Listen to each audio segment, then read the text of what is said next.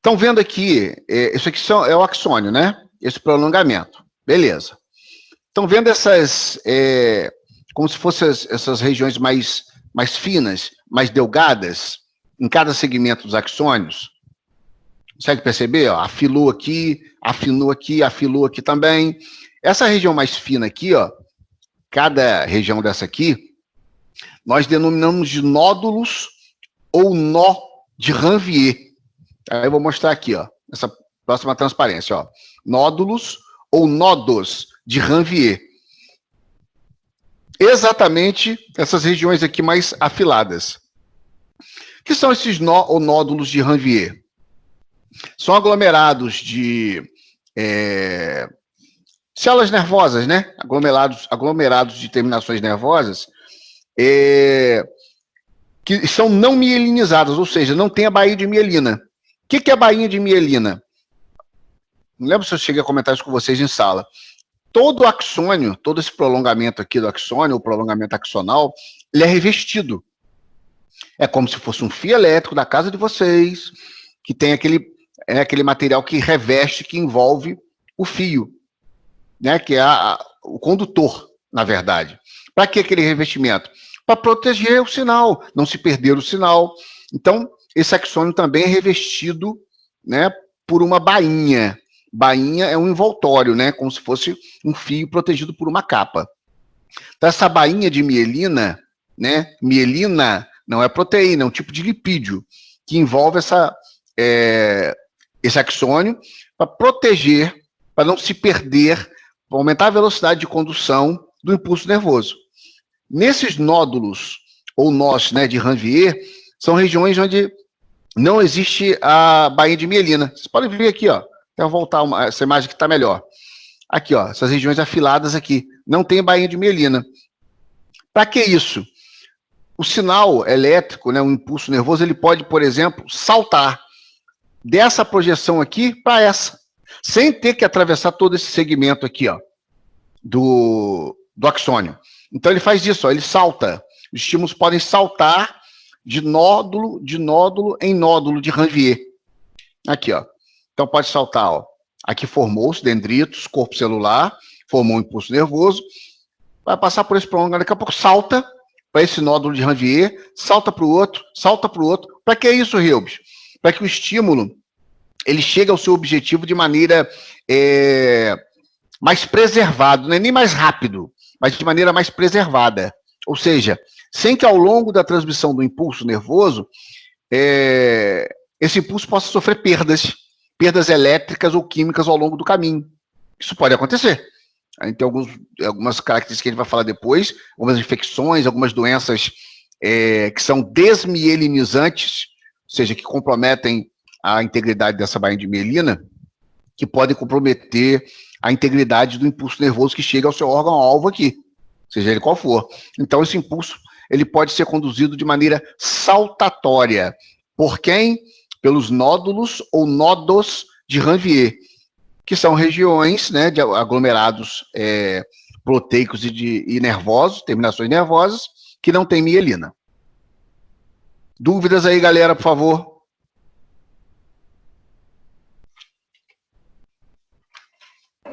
Por enquanto, não. Tranquilo? Tranquilo. Então, vamos lá. Deixa eu aproveitar esse slide aqui, que aparece aqui as células de Schwann. Algumas pessoas falam Schwann, tanto faz.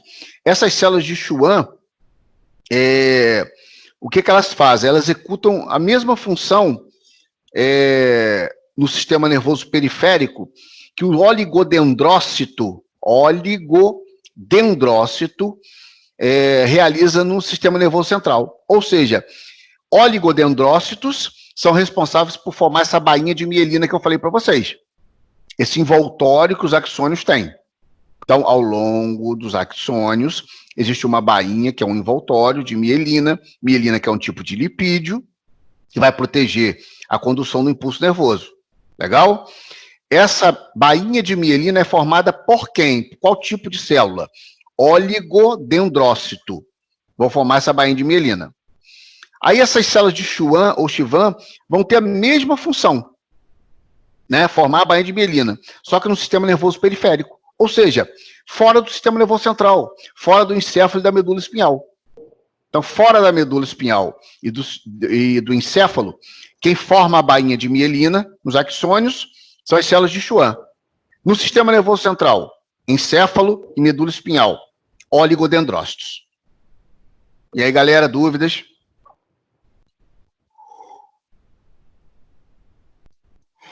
Reubs, Oi. só para lembrar aqui, a principal função da bainha de mielina é acelerar a propagação, né, do impulso nervoso, seria, Então, né, a é isso principal aí. função dela. Então, eu não gosto, eu não, assim, quando eu digo não gosto, eu vou falar, gosto, cada um tem o seu. Quando eu digo não gosto, eu uso esse termo acelerar com muita cautela, porque pode parecer que quando tem a bainha de mielina, o impulso nervoso vai ter uma intensidade maior. Isso não é verdade, tá? Em termos de intensidade, não. Se a bainha de mielina está íntegra, o que vai acontecer, sim, aumenta a velocidade de condução do impulso, ou seja, vai chegar no seu tecido-alvo de maneira mais rápida. Principalmente se tiver os nódulos de Ranvier, né, que o impulso vai ser saltatório. Vai ser mais rápido ainda. Mas cuidado para não associar velocidade com intensidade, tá? Que a intensidade, que você pode pensar assim, mas quando eu tenho um estímulo doloroso, né, eu tive uma lesão, quanto maior foi a área lesionada, maior é o tamanho da dor. Sim, mas a intensidade de estímulo, de condução do estímulo nervoso, uma lesão muito grande ou pequena, a intensidade vai ser a mesma. Mas por que eu sinto mais dor? Quando a área lesionada é maior.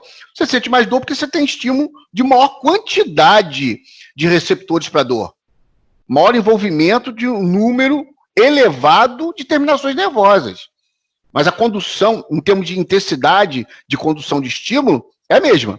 Mas como você colocou bem aí, a velocidade de condução do estímulo é maior quando você tem axônios mielinizados. Tem essa bainha para proteger, né, a condução desse estímulo. Tá legal, gente? Alguma dúvida aí?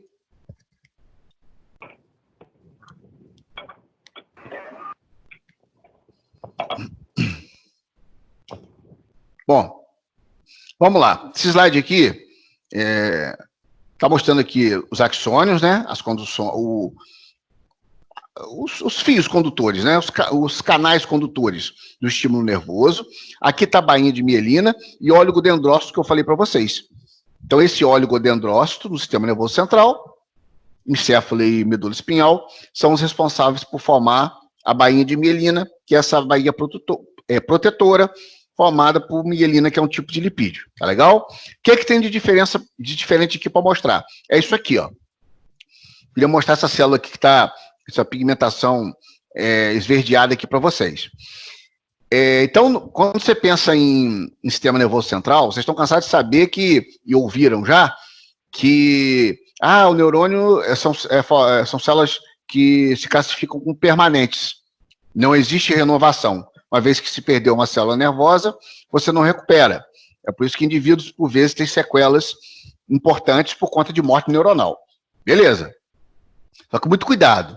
Acho que eu cheguei a comentar isso com vocês lá na sala, que esses axônios, esses prolongamentos, eles podem ser refeitos, tá? Uma bainha de mielina que foi perdida por conta da agressão de um vírus, por exemplo, como a gente falou do herpes zoster ontem, o herpes zoster é um vírus que tem tropismo, o bainha de mielina. Então ele vem aqui e desmieliniza, ou seja, expõe a terminação nervosa sem essa proteção. A partir do momento que você consegue controlar o agente agressor, esses oligodendrócitos voltam a se multiplicar e começam a reestruturar, a refazer essa bainha de mielina. Tá legal? Então, os axônios têm sim capacidade de renovação. O corpo celular, que é o que a gente chama de neurônio verdadeiro, não. E aí essa célula esverdeada aqui, Reubs, legal, e qual função ela tem? Isso aqui é um capilar sanguíneo, tá? Vocês estão vendo essa cor aqui, que isso é capilar, carrega sangue extremamente oxigenado, rico em nutrientes. Tem essa coloração vermelho bem vivo. E essa célula aqui, esse astrócito, é o que a gente chama de... é o macrófago. É o macrófago do sistema nervoso central.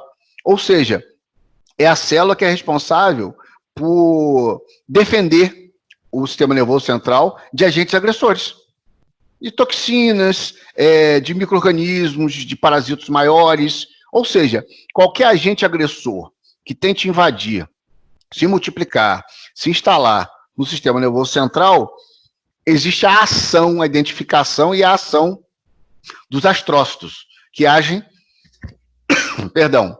agem como se fosse os macrófagos, né, de outras partes do nosso corpo, do sistema imune. Macrófago é uma célula fagocitária das mais importantes do nosso sistema imunológico. E aqui, então, esse astrócito é o macrófago, fazendo uma referência, no sistema nervoso central. Tem grande capacidade de fagocitose e vai proteger o nosso sistema nervoso central contra agentes agressores. Dúvidas?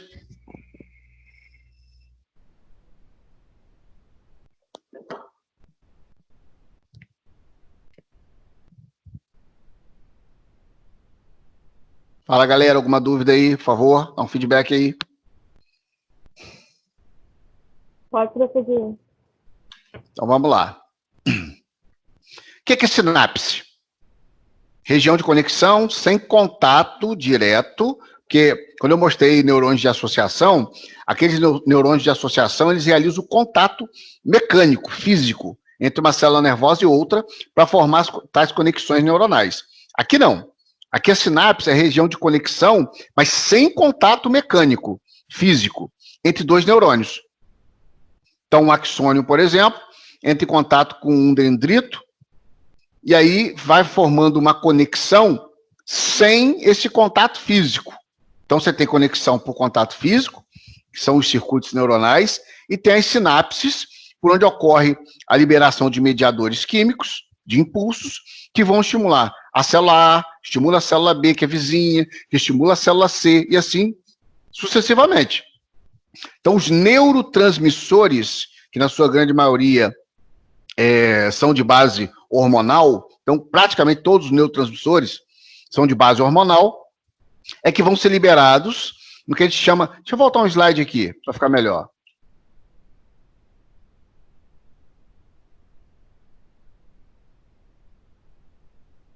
Aqui. Então, aqui a gente tem uma conexão física, tá? Que é o neurônio de associação. Aqui, por exemplo, ó, vamos imaginar que nessa porção terminal aqui desse neurônio, desse axônio, tem um outro neurônio. Então, aqui, ó, nessa extremidade, vão ser liberados mediadores químicos, neurotransmissores, que normalmente são de base hormonal, como eu falei para vocês. E esses neurotransmissores vão se ligar, se acoplar, vão passar, então, por um espaço, que é chamado de fenda sináptica. Fenda por quê? É um espaço aqui, vazio, que não tem contato. Vão migrar, que são grânulos, né? Esses fragmentos hormonais, proteicos, vão migrar aqui nesse espaço, nessa fenda, e vão se deparar aqui com outro neurônio. Esse neurônio, na sua extremidade, ele vai ter os receptores específicos para que esse neurotransmissor possa ser acoplado. Ele vai se acoplar, aquele sistema que vocês já ouviram também chamado de chave-fechadura, e quando ele se acopla, ele reconhece esse estímulo. Reconhece e vai conduzir, como eu falei, do neurônio A, do neurônio B, para o neurônio C, formando uma grande área estimulada do sistema nervoso central. Que a área essa que pode ser para visão, para audição, para olfato, para o paladar, seja a área que for. Para você correr, para ficar parado, para se abaixar, para pular, seja qual for o estímulo. Galera, alguma dúvida até aí? Então aqui, ó. Terminal axônio, terminal de um neurônio, libera aqui, ó, esses grânulos nessa fenda sináptica que eu falei para vocês, que é esse espaço aqui, sem contato, né, com o próximo neurônio. Então tem vesículas que tem os neurotransmissores, dentro desses grânulos tem esses hormônios vão se acoplar aos receptores, está aqui, tá meio apagadinho aqui, receptores, vão se acoplar aos receptores do neurônio vizinho. Então, neurônio A com neurônio B. Por exemplo, esse neurônio rosinha aqui com esse neurônio azul. Então, neurônio A com neurônio B, acontece aqui, ó, com essa imagem aumentada, liberação de neurotransmissores, que são dentro das vesículas, que tem os hormônios estes que são proteicos, normalmente, que vão se acoplar a receptores no neurônio vizinho, e assim a condução do estímulo do impulso nervoso vai se propagando por uma região do encéfalo. Região para você formar uma memória, região para você ter uma interpretação sobre um assunto, seja qual for a função. Então, sinapse, região de conexão sem contato físico. Você vai encontrar em livros, ou na internet, seja onde for, que sinapse é a comunicação entre dois neurônios. Verdade. Mas lembra o seguinte, comunicação sem contato físico, sem contato mecânico. Dúvidas, pessoal? Até aí? Não. Tranquilo. Então, vamos lá. Aqui mais uma figura mostrando os pontos de união, né? Entre células nervosas e entre as células nervosas e músculo ou glândula. Como eu falei com vocês, o impulso nervoso ele pode ser conduzido do neurônio A para o neurônio B, para o neurônio C, e formando um grande estímulo, uma grande área estimulada. Como esse estímulo desse impulso pode chegar no músculo, como eu falei, em placas motoras, e aí proporcionar a formação de movimento. Ou ainda, esse estímulo pode chegar numa glândula, essa glândula também tem receptores, tá? Na sua superfície, onde esses neurotransmissores vão se acoplar. Oi. Dá licença. Pode falar à vontade. A tia tá tentando entrar. Vê se apareceu o convite dele aí. Show, já tô. Tá aqui. Desculpa interromper o raciocínio. Não, show. Eu agradeço. Faz isso mesmo, porque senão às vezes não aparece no áudio aqui para mim e fica. Eu tô mostrando a tela. A mesma tela que aparece para vocês, aparece para mim. Então não tem como eu visualizar. Valeu? Obrigado aí. Então, voltando aqui. Então, por exemplo, esse estímulo com esses neurotransmissores foi liberado na fenda. Essa fenda vai chegar numa glândula e essa glândula vai se contrair. Quando essa glândula, a glândula que vocês quiserem, pode ser um testículo, pode ser um ovário, pode ser uma adrenal, pode ser uma tireoide, paratireoide, a glândula que você quiser, neurohipófise, adenohipófise, o que você quiser. Essa glândula vai receber esse estímulo e aí ela vai realizar sua contração e liberar a sua secreção por meio de canais que vão atingir o seu objetivo. Tá legal? Bom, essas sinapses, né, podem acontecer de maneira interneuronal, já tinha falado para vocês, neurônio, neuromusculares, neurônio e músculo, o próprio nome está dizendo, ou neuroglandulares. Então, o estímulo nervoso chega numa glândula, como eu acabei de falar lá, são as terminologias, né, que vocês podem encontrar, e esse estímulo vai chegar diretamente numa glândula para que ela fique inativa ou realize sua contração. Lembra sempre do seguinte, nosso corpo trabalha com um sistema de preservação de energia. O que significa isso? Eu lembro que a gente conversou um pouco em sala sobre isso. Se nós temos uma concentração de um determinado hormônio circulante, produzido de maneira endógena, ou seja, foi o nosso corpo que produziu, ele não é um hormônio que foi aplicado, inalado, por meio de cápsula, comprimido, seja o que for, ele não é externo, exógeno, essa glândula vai trabalhar e vai liberar a quantidade exata, se tiver em equilíbrio fisiológico, desse hormônio necessário. Por exemplo, se você tem a necessidade de diminuir o seu metabolismo, para que seu trânsito intestinal seja de maneira mais lenta, para você absorver maior quantidade de nutrientes, você tem determinado hormônio que vai ser liberado, determinado tipo de sistema nervoso que vai ser ativado, que a gente vai ver lá para frente mais. Então, o hormônio vai ser liberado de acordo com a sua demanda. Agora, lembrando que se você faz uso de hormônio exógeno, externo, e aí conversamos um pouquinho lá na sala, eu lembro do contraceptivo, de esteroide anabolizante, o hormônio que for, de um corticoide ou corticosteroide, se você faz uso, por exemplo, de cortisol de maneira frequente, é claro que a adenohipófise, ela começa a diminuir a sua secreção. O sistema nervoso central diminui a condução de impulso nervoso para aquela glândula. Por quê? Porque você já tem muito circulante. Isso é feedback, a gente falou em sala. Que feedback é esse? Feedback negativo. Você tem uma quantidade grande de hormônios circulantes que você está fazendo uso.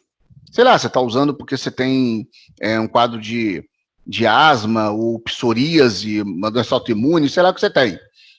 Eu digo o paciente. E aí, esse indivíduo faz uso constante, é claro que vai ocorrer uma sinalização para preservar a energia e não vai ter condução de estímulo elétrico para aquela glândula, para que ela se contraia e libere aquela substância, porque já está em taxas elevadas na circulação.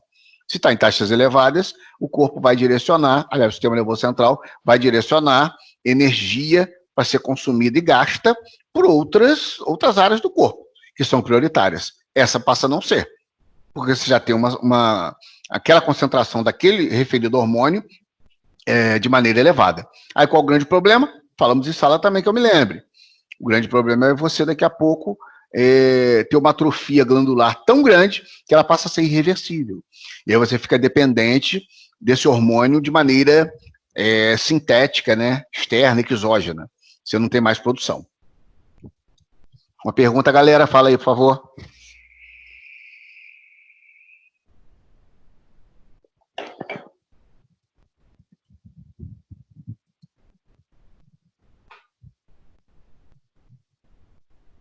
Nenhum por enquanto. Então, vamos lá. Ô, Reubens, Oi. gostaria de tirar uma dúvida aqui em relação Pode a falar. esses neurotransmissores. Sim. Existe a acetilcolina, outros neurotransmissores. Sim. Qual neurotransmissor é utilizado em cada sinapse? Como que é feita essa escolha, vamos dizer assim? Como que é cada... Então, eu tô me pergunta? Estou entendendo, eu entendi sim. Eu estou me segurando para não falar, é uma parte que eu adoro. Aliás, essa fisiologia neuronal, né, ela nossa, eu pelo menos acho, né, interessantíssima, e eu estou me segurando para não falar de sistema nervoso simpático e parasimpático, que está mais para frente lá. Eu não vou correr não, tá, gente? Se não der para passar os slides todos hoje, estão vendo? São 43. Então eu não vou sair correndo. Não tem por que eu fazer isso. Então, se não der, a gente continua depois, não tem problema nenhum. Eu estou me segurando para não falar de sistema nervoso simpático e parasimpático, que aí determina exatamente o que você está me perguntando. Como que é feito, por exemplo, a identificação que naquele momento tem que haver a secreção, a liberação glandular, o estímulo do sistema nervoso central, para que aquela glândula libere, por exemplo, adrenalina e não acetilcolina, que são hormônios antagônicos, eu não gosto também de usar esse termo, mas contraditórios ou antagônicos. Enquanto a adrenalina estimula a maioria das funcionalidades corporais, a acetilcolina ela tem a tendência em lentificar. Não é bem assim, tá? Quando a gente chegar lá, a gente vai ver que não é bem assim, mas por hora, enquanto a adrenalina estimula o metabolismo, a acetilcolina lentifica. E não estou dizendo nem por isso que a adrenalina é mais importante que a acetilcolina, nada disso. Elas atuam em equilíbrio constante, é uma balança que fica como se fosse uma gangorra, onde não tem que ter esse pêndulo tendendo mais para a questão adrenérgica e nem para a questão colinérgica. Colinérgica, ou seja, de acetilcolina, que tem uma proposta, e é isso que normalmente esse neurotransmissor faz, de lentificar o metabolismo. Tá legal? Eu estou só me segurando porque no momento lá que a gente for falar de sistema nervoso simpático e parasimpático, a gente vai definir isso bem.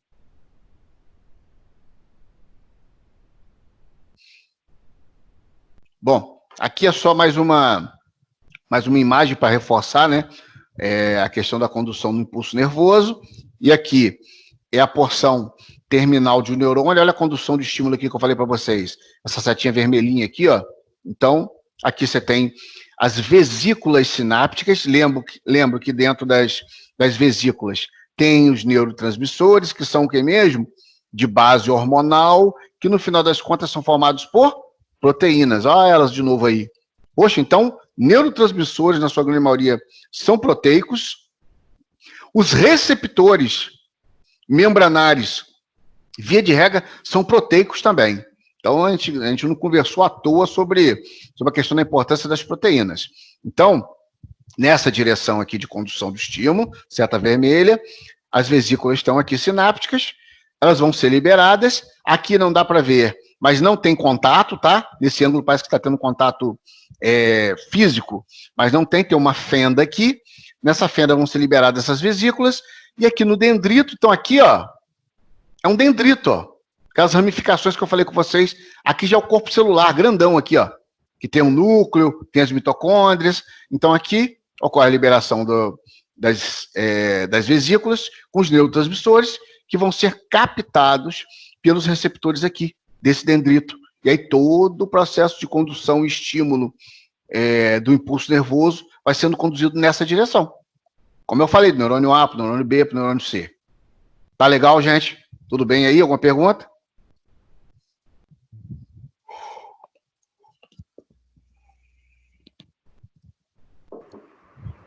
Show, Patrick. Então vamos lá. Aqui, sinapse, eu tinha falado para vocês, é só mais uma figura para ficar mais didático. Sinapse ou junção neuromuscular. Tinha comentado para vocês, ó, da tal da placa motora. Então você tem um neurônio chamado neurônio motor, tá aqui o axônio. Aqui, ó, como se fossem esses 3 dedinhos aqui, eles vão colocar essas placas, vão aderir ou são aderidas na fibra muscular, nas fibras musculares. E aí, nas fibras musculares, ocorre a liberação desse impulso nervoso, desse impulso elétrico. Pode ser um impulso elétrico ou pode ser um impulso químico, tá? São as duas possibilidades. E aí, esse estímulo, sendo aqui liberado das fibras musculares, vão estimular os sarcômeros. Então, esses sarcômeros, a gente vai ver isso mais para frente um pouquinho, tá? Não sei se vocês estiveram em histologia, na parte de histologia muscular ou em anatomia, mas a gente vai ver de novo ou vai ver pela primeira vez, se for o caso. Então, os sarcômeros que estão aqui, ó, dentro desses túbulos das miofibrilas. Esses sarcômeros que são os filamentos de actina e miosina. De novo, a actina e miosina são proteínas. Então, você vê que a proteína rege, né, a nossa vida junto com os hormônios. Aliás, as proteínas formam os hormônios. As glicoproteínas, né? Então, essas placas motoras, tá aqui na imagem, ó, como se fossem esses dedinhos nas fibras musculares, vão estimular esses sarcômeros que vão receber, depois a gente vai falar das etapas da contração muscular, mas que vão receber um estímulo para que o cálcio seja liberado do retículo sarcoplasmático, cálcio esse que estava lá armazenadinho na célula muscular, e vai promover a atração, o deslizamento entre os filamentos de actina e miosina. Então, quando ocorre o deslizamento, a atração entre os filamentos de actina e miosina, significa que a contração muscular aconteceu. E aí, quando ocorre a etapa posterior à contração, que é o relaxamento, esse cálcio que foi liberado do retículo sarcoplasmático é bombeado para ele novamente e vai ficar lá aguardando uma próxima mensagem, um próximo impulso para que a contração ocorra novamente. Fala aí, galera, dúvidas? Pode seguir? Por mim, é tranquilo. Então, vamos lá. Aqui, ó. Isso aqui eu bem com calma, eu não sei se vou... Dá um feedback para mim se vocês tiveram essa questão de despolarização de membrana, inversão de polaridade de membrana, em alguma aula já, só para eu ter uma noção. Não vai ter. A gente teve em bioquímica. Tiveram, né? Então, No pode falar. período a gente já teve. No terceiro? Do 7º período, desculpa. Ah, tá. Bom, então vamos lá. É o seguinte, para quem já teve, então fica fácil, a gente vai só relembrar. Qual é a condição de carga elétrica, né? Então a gente está pensando aqui numa célula nervosa, e esse aqui, ó, é um segmento, né, de membrana neuronal, tá legal? Então é como se tivesse feito um corte aqui, e a gente vai ver o que acontece nesse segmento aqui de neurônio, né, dessa membrana, quando ocorre a despolarização, ou seja, a inversão de polaridade de membrana, que é a formação do estímulo elétrico. Lembrando, qual o sentido mesmo da direção do impulso nervoso? Dendrito, corpo celular e axônio, tá? Sempre de maneira unidirecional, não tem nada que voltar a retroceder o impulso nervoso, isso não acontece. Então, qual a condição de um estado de repouso de um neurônio? Ou seja, um neurônio que a gente chama de polarizado. Então, quando o neurônio está polarizado ou repolarizado, né, porque ele sofreu a inversão. Então, ele pode ser polarizado ou repolarizado, ele está em repouso. Qual a condição elétrica desse neurônio? Na parte externa do neurônio, fora, no meio extracelular, aderido aqui próximo à membrana, a carga elétrica ela é carregada positivamente. Por favor, não vai falar que a carga elétrica no meio externo é positivo e no meio interno é negativo, não, que você vai errar, tá? Que não é assim. Aqui no meio externo está carregado positivamente, mas também tem ânions, também tem carga elétrica negativa. E no meio interno aqui, ó, no meio intracelular, próximo à membrana, está carregado negativamente, mas não quer dizer que só tenha carga elétrica negativa. Tem íons também, que são cargas elétricas positivas. Tá legal até aí, gente?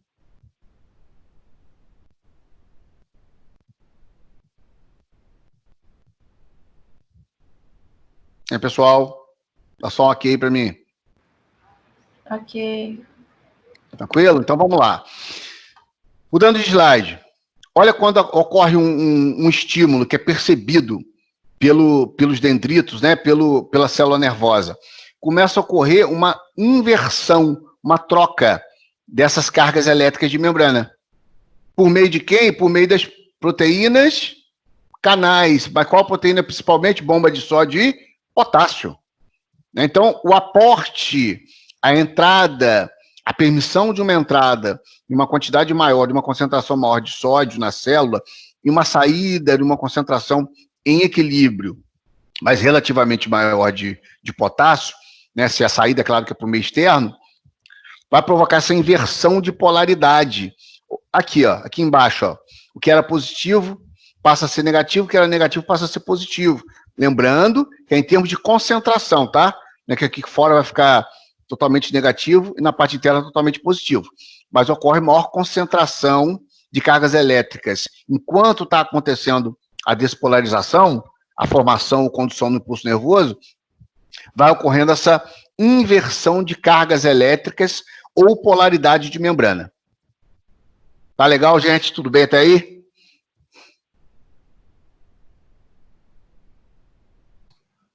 Bom, então vamos lá. Na repolarização, o que vai acontecer? Bom, essa inversão que aconteceu vai se refazer. Por isso que o nome é repolarização. Ou seja, essa célula vai retornar ao estado de repouso. Qual o estado de repouso? Maior concentração de carga negativa no meio externo e maior concentração de carga negativa no meio interno da célula. Que é essa condição aqui, ó. Esse processo é dinâmico, constante. Rubens, em quanto tempo isso acontece? Em milionésimos de segundo. Em milionésimos de segundo ocorre a condução do impulso nervoso em um segmento de terminação nervosa. Então esse processo aqui ele é dinâmico, o tempo todo. Vai despolarizando e repolarizando, despolarizando e repolarizando. Toda célula nervosa... Rubens, mas eu estou vivo, eu sei que você está vivo. Mas toda célula nervosa passa pela fase de repouso ou repolarização, ou polarização, né? Eu gosto de usar repolarização, porque em algum momento ela sofreu a despolarização. Ou seja, a inversão de polaridade de cargas elétricas de membrana aconteceu. Se aconteceu a inversão de cargas elétricas de membrana, essa célula tem que passar pela fase de repouso. Sabe o que acontece com uma célula que não passa pela fase de repouso? Aliás, como toda célula, mas a célula nervosa que é o nosso foco aqui hoje, quando não atinge a fase de repouso, por mais que seja rápido esse repouso, ela entra em fadiga.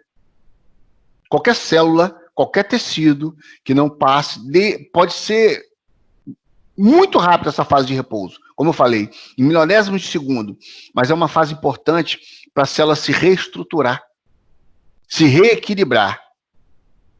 E aí, se isso não acontece, essa célula vai entrar em fadiga, em exaustão. E a possibilidade de repente, ter uma entrada em quantidades maiores de sódio perdas maiores de potássio, essa possibilidade é maior. O que vai acontecer se entrar muito sódio na célula e se sair muito potássio? Bora, fala aí para mim, por favor.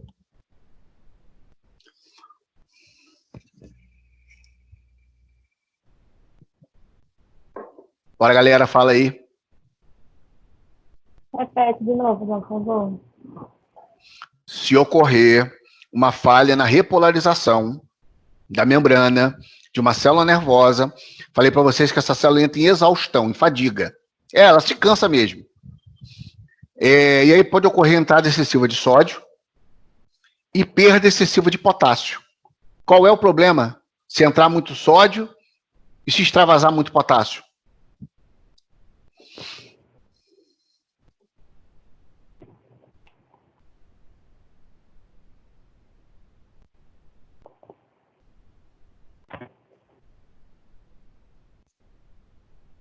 Bora, ninguém vai tentar?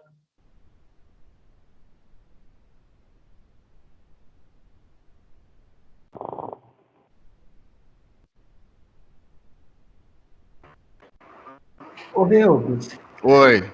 eu não sei se está certo, mas é um exemplo igual tipo no coração. Se entrar muito sódio, acontece de aumentar a pressão arterial, não é?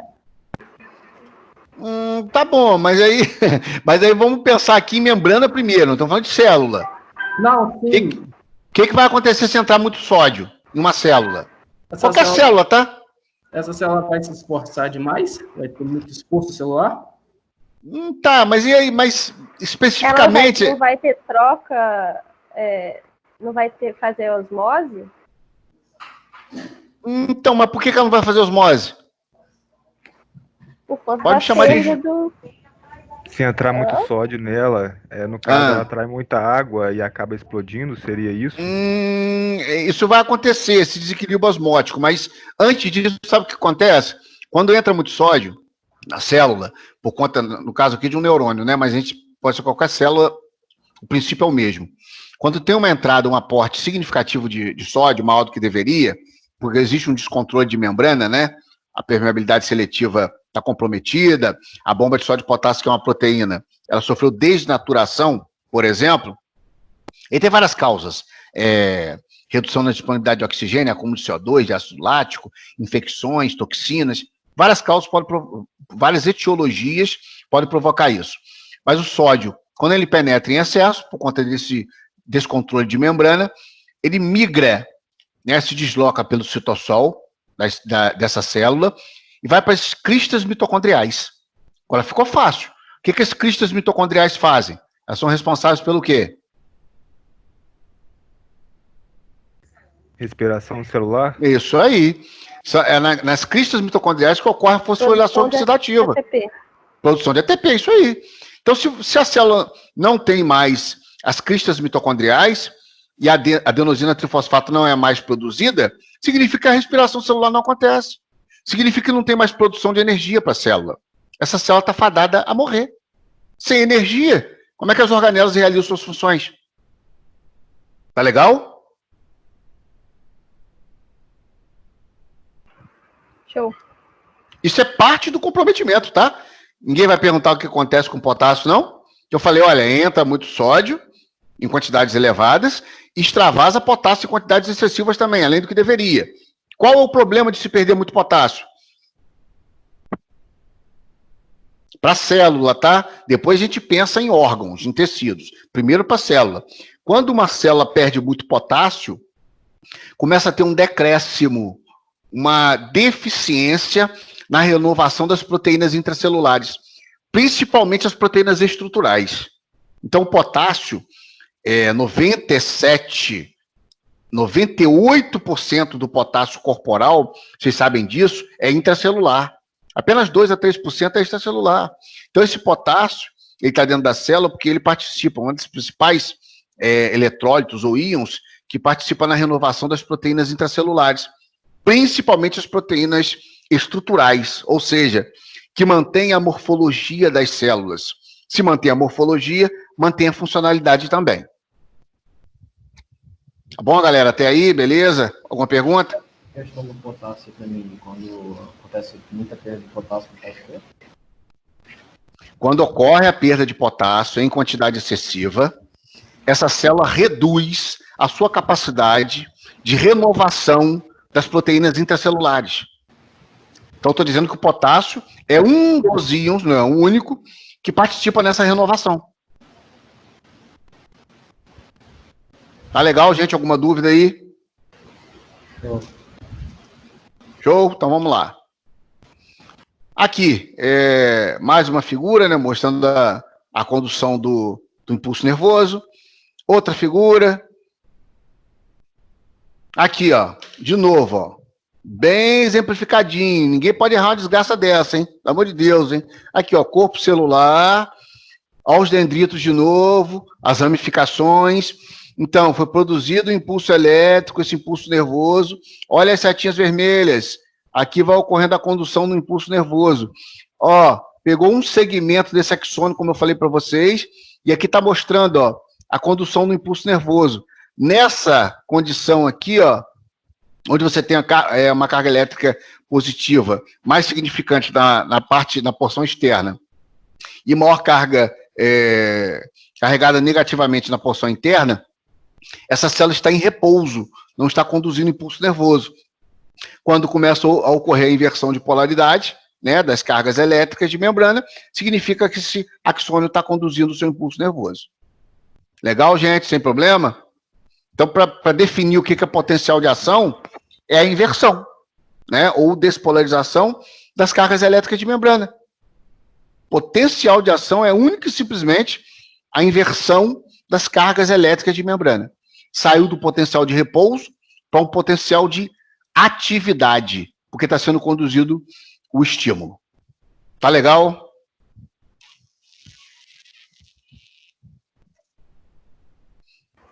Show. Lembra que eu cheguei a comentar com vocês, acho que eu comentei com vocês, não me lembro. Por que o termo é potencial de ação, gente? Alguém poderia me explicar aí, por favor? E não simplesmente impulso nervoso. Potencial de ação, que é o termo correto, inclusive. Por que esse termo?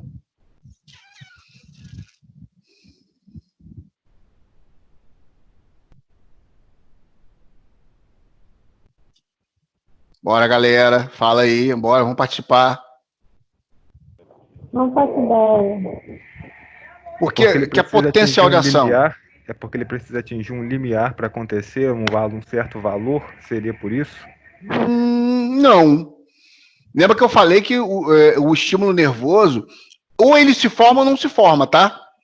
É tudo ou nada. Ou você tem a formação e propagação do impulso nervoso, ou ele não se forma. Então não é intensidade, não é limiar, quando se fala em potencial de ação. A questão é a seguinte: por que é potencial de ação? Toda célula nervosa tem a capacidade de produzir, de perceber e de conduzir um impulso nervoso. Então, por isso que é potencial, não quer dizer que ela vai realizar.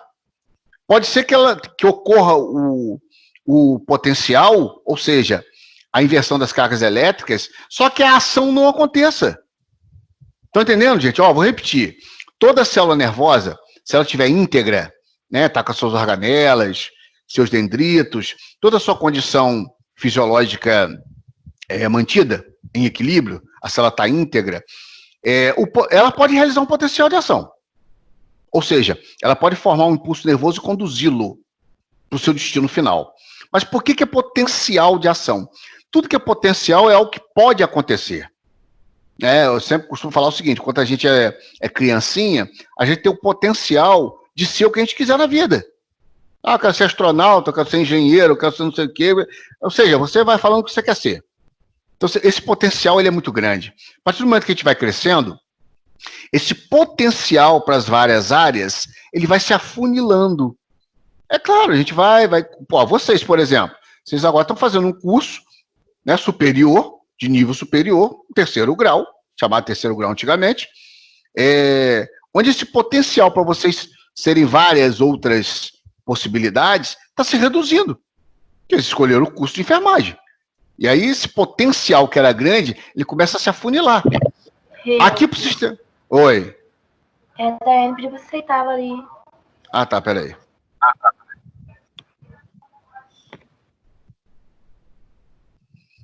Então, por que é potencial de ação?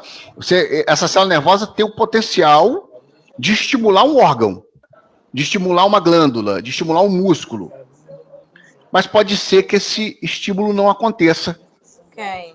Como assim, Hilbs? Ué, formou o potencial de ação, só que ocorreu uma interrupção aqui na condução. Como que aconteceu, Hilbs? Uma interrupção? Ué, por um trauma, um acidente, uma lesão, uma ruptura de canal de terminações nervosas, e essa condução não chega, esse impulso nervoso não tem a sua condução ocorrendo até o final. É o que acontece com os paraplégicos, por exemplo. O indivíduo que tem tetraplegia é porque essa ruptura é alta, né? Em nível de cervical.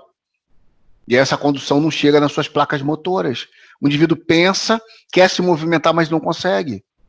Outra possibilidade, sem ter rupturas. Esse indivíduo tem desmielinização da bainha, como a gente já falou. Tem perda da bainha de mielina.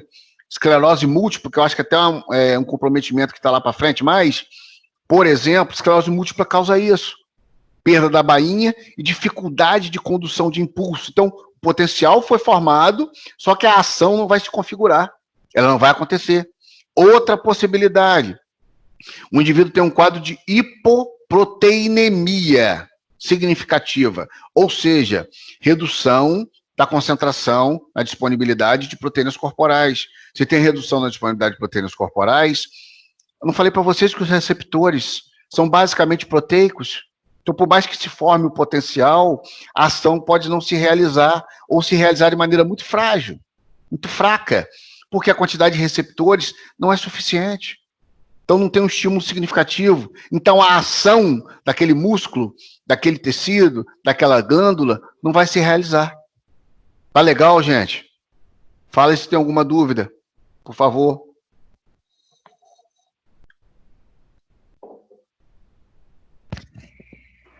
Show. Show, tranquilo? Então, vamos lá. Ah, aqui... Aqui... Eu não vou, nem sei se eu faço isso, porque aqui eu precisava abrir a tela toda, né? A apresentação dos slides sem essas janelinhas aqui, mas aí eu acho que acaba não passando para vocês aí. Eu vou mudando de slide e não passa. Aqui só está mostrando como que a dinâmica... Eu vou tentar, deixa eu abrir aqui. Vou ver se aparece para vocês. Espera aí.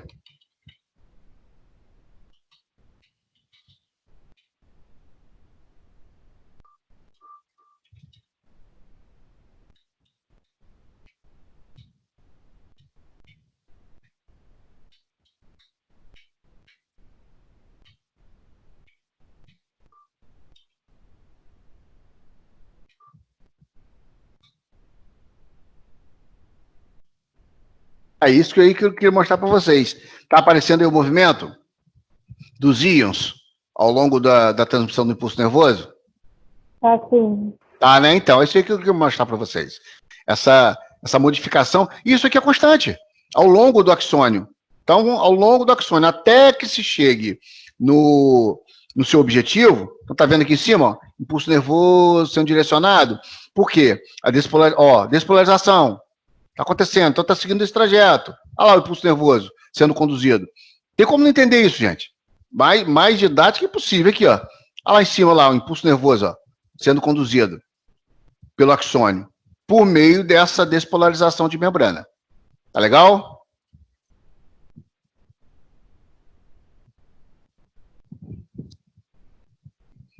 Bom, eu vou parar aqui, ó, nesse slide com vocês hoje, tá? Porque depois eu vou falar dessa parte de divisão do sistema nervoso central, mas eu quero que fique bem tranquilo essa parte aqui para vocês. E não que vocês precisem anotar, mas eu queria que ficasse a definição disso aqui bem estabelecido. Isso aqui são os tipos de neurônios quanto à polaridade. Ou seja, o que é polaridade?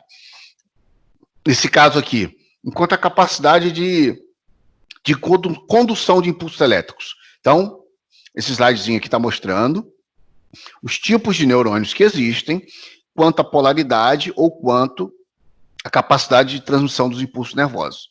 Tá legal?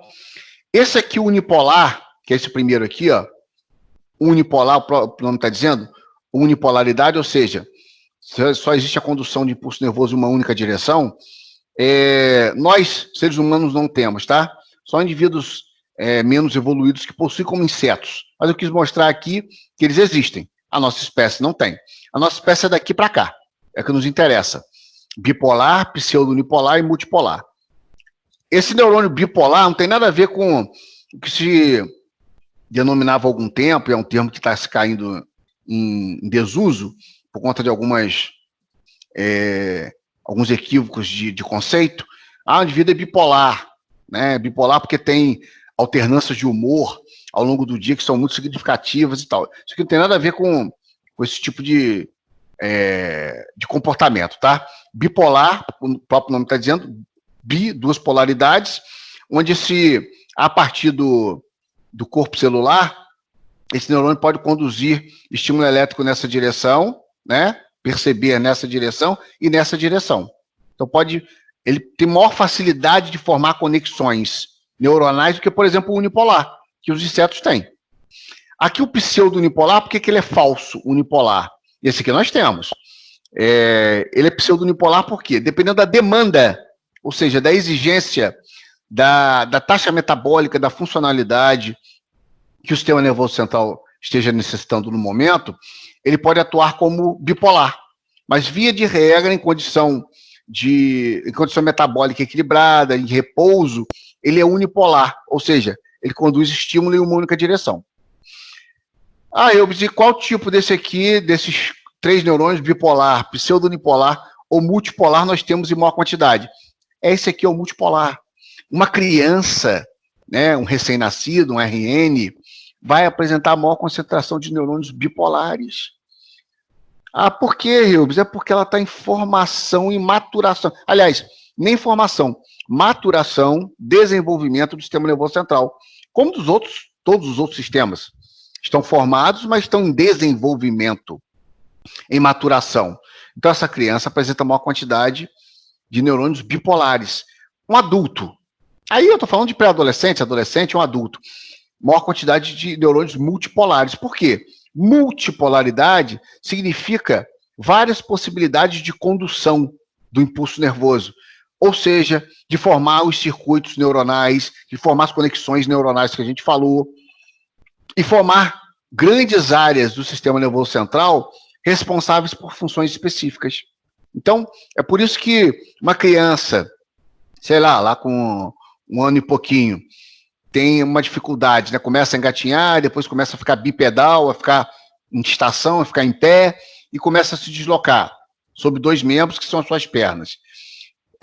Eu lembro que eu comentei em sala, acho que eu comentei com vocês, que o andar, né, o caminhar, é algo que é natural da nossa espécie, aprende de maneira intuitiva e instintiva, mas é algo extremamente complexo para o sistema nervoso central.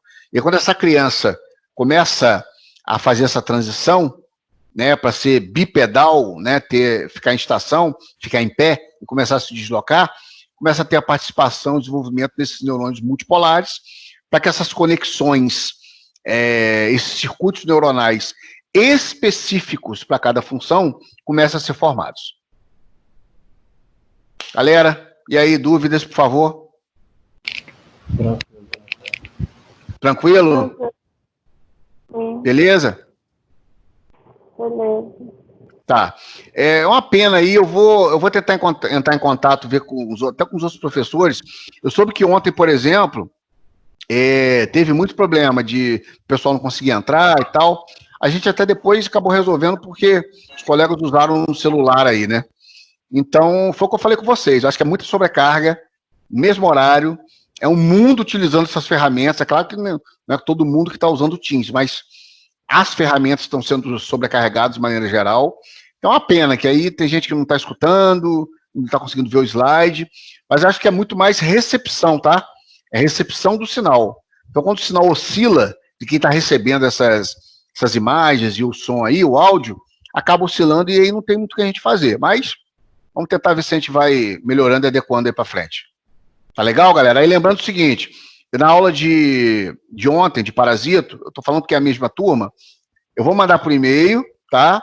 Da turma, direitinho, tá aqui anotadinho comigo, e eu vou ver se tem outra ferramenta que a gente utilize, porque nesses slides de ontem, tem 2 perguntinhas, se eu não me engano, e aí vocês vão mandar para mim de volta. Eu até pedi que mandasse pro meu e-mail institucional, mas de repente tem um outro... Já com a resposta, mandar para você a resposta das perguntas. Como é que é? Qual é o prazo da... Não, então, me perguntaram isso de prazo. Eu falei, gente, eu não vou apertar ninguém numa situação dessa que a gente está vivendo de adaptação a uma nova condição, né? Não tem por que apertar ninguém. Eu digo assim, se você puder fazer e responder antes da gente ter um novo encontro, é legal, porque, por exemplo, a fisiologia, eu não vou deixar pergunta nenhuma, nem vou mandar esse material para vocês, porque eu não acabei a sequência ainda, tá? Da parte neuronal, é mais complexa mesmo, é maior. Depois que eu acabar, eu vou mandar, se vocês puderem, nesse prazo de uma semaninha, mandar para mim, é legal para não acumular com a outra semana. Estou falando de parasito. Parasito eu acabei aquela sequência de slide para vocês e vou mandar as perguntas. Mas não precisa correr, eu não consegui fazer ou não consegui acessar, não tem problema. O importante é a gente tentar fazer. De repente eu até estou pensando em a gente fazer isso como dinâmica aqui, nesse momento.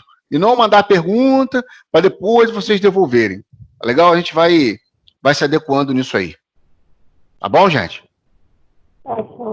Tá show. Tá? Um abraço, então. Boa noite para vocês. Valeu. Valeu. Valeu, professor. Até semana que vem. Boa noite. Tchau. Boa noite.